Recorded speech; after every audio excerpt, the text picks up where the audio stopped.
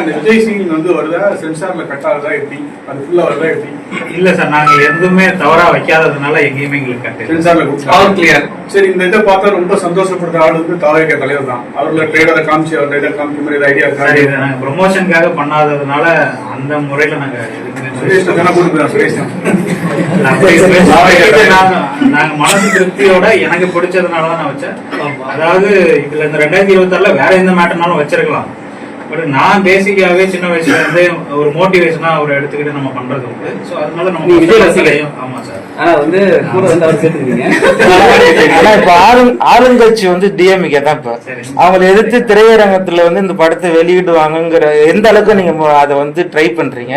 எத்தனை தியேட்டர்ல இந்த படத்தை ரிலீஸ் பண்ண போறீங்க? ஒரு சின்ன விஷயம் சார், அது நீங்க இவ்வளவு பெருசா சொல்றீங்க. அப்படிலாம் இல்ல, அந்த மாதிரி எதிர்க்கணும் அப்படின்லாம் இது பண்ணல சார். அதே மாதிரி சுயநலமாவும் எதுவும் பண்ணல. இந்த விரும்புறவங்களும் இருப்பாங்களே, எல்லா படமும் எல்லாருக்கும் பிடிக்காது.